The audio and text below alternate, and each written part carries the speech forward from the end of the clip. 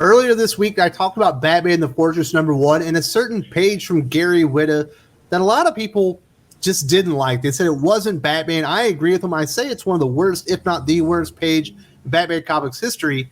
Gary Whitta himself is a screenwriter mostly, but apparently he's slumming it in comic books. Apparently took some offense to that. He actually rebutted to it. I think he made himself look like a jackass. And here to talk to me about that is my good friend Aaron Sparrow. How you doing, Aaron? Well, as the resident expert on making yourself look like a jackass, I am here to discuss this. I'm doing great. How are you?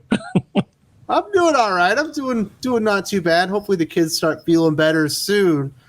So we get this page, and I think everyone kind of knows what happens. And Batman sees some looters, and he goes, "You know what? That's not my job. It's not what I do. I'm not here to help these people. I move it on." And this is what Gary Whitta, the first of one of his rebuttals is. He says, "Any negative review I got from a right-wing critic who can't stomach the thought that Bruce Wayne might have a social conscience goes into my positive review file. Thanks for this." So, of course, he has to deperson anyone that disagrees with him. And if you had a negative interpretation, or maybe you're a Batman fan and you said, that's not Batman, which pretty much all Batman fans said, you are just a right-wing critic, and therefore you can be dismissed. How about me as a centrist telling you that this is terrible and it's not Batman? How about that? That makes you right wing. I think that's the point. Oh, all right. Okay. Well, I guess I'm on that train now. Let me go. I don't know. Do they still sell MAGA hats? I guess will one be assigned to me? Probably order one here or there, but it's just like one of those tactics that everyone does when you have negative criticism. And that was kind of across the board for that panel in Batman. Obviously, there were a couple people out there slurping and kind of, giving him a metaphorical BJ, talking about how wonderful that page was. But it stands out in a very negative way. You have to deperson the critic, so therefore it doesn't hold any weight, even though the criticism is valid. And then he talks about Bruce Wayne might have a social conscience. Bruce Wayne does have a social conscience. It's throughout the entire history of Bruce Wayne and Batman and whatnot. He just doesn't have Gary Whitta's social conscience. And I guess he just can't get over that fact. No, that's exactly the problem, is that none of these writers can write a character that isn't just their voice. Gary Whitta, he's a successful screenwriter. He wrote on Rogue One, the draft that was reshot and changed radically. He did write that, and he wrote Book of Eli, which I think both of you and I are a fan of. So he's got some good credits to his name. But yeah, he is apparently slumming it in comics, and this comic was just bad. It's him writing Batman from his point of view and not from Bruce Wayne's point of view. And from Bruce Wayne's point of view, he's going to stop people from looting. He's going to stop people from rioting. He's going to stop people from destroying property. He's going to stop people from tearing down Gotham City. It's crazy because the scene before that it happens, is someone breaks into his mansion and they touch his mom's pearls and he almost beats him to death. Yeah. It's very much the Celine Dion. I remember during the Hurricane Katrina, and there was looting going on. And, the question became like, well, how do you determine what's foraging and what's looting? And it was like, well, foraging is those people that got into the grocery store and are carrying out food. And looting is knocking over the electronics store and carrying out TVs, things that are non-essential to your survival. So I remember Celine Dion was on TV and she was crying about the looting. And she was like, just let those people touch those things for once in their life. And it's like, well, I got an idea, Celine. Why don't you let them come to your house and touch those things? They can come in and they can clean out your jewelry and your TVs and all the things that you've bought, all the things that you've worked for. They can clean all that out. And then you can tell me about how they need to be allowed to touch those things. I'm sorry. If you want something in this world, you got to work for it. You worked for all that stuff in your mansion, and I don't begrudge you that. I don't begrudge you having those things. And I don't begrudge anybody who, works for what they works for what they need, works for what they want. But the idea that you should just go in and be able to take that from someone who has worked for it and who has built up that business just because you want it, but you don't want to put in the work, that doesn't work for me. I don't think that works for the character of Batman. Well, he does try to explain it away. It doesn't work very well. This was his follow-up tweet. I honestly didn't expect it to be that controversial, but some readers really didn't like the choice Batman made in Fortress #1. to pass up putting a beat down on people stealing big screen TVs and saving a busload of kidnapped school children instead. That is a lie, because in the story that you wrote, Gary Whitta, Batman does not know that the Joker has run off with a busload of school children. He has no idea. So the most prominent crime that he's aware of is the crime that's happening right in front of him, which is the crime that he should be stopping. But because you are sympathetic to Antifa, that's not the way that you wrote it. So just own it. Just own it. Just say that, you approve of domestic terrorism as long as it's on, what the political party lines that you support.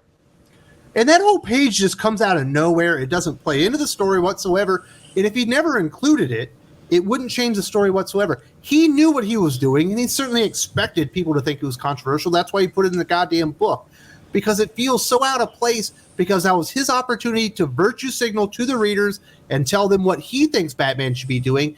Unfortunately, the readers know Batman, and they gave him a little bit of feedback that said, you, sir, are writing Batman out of character. You're writing it as yourself. And he just can't take the feedback.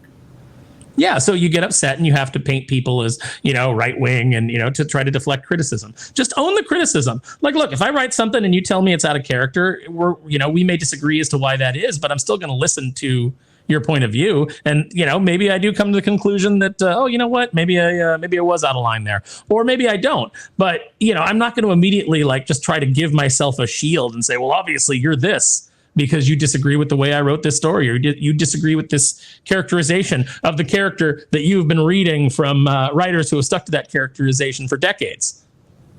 Yeah, it's crazy. And we're just ruining comic books for an entire new generation who are actually reading comics. They're just not reading superhero comics from American publishers. And it's not just the comic books, it's movies and whatnot. I actually got this feedback from a viewer named DC, or maybe it's CD. I think it's actually CD.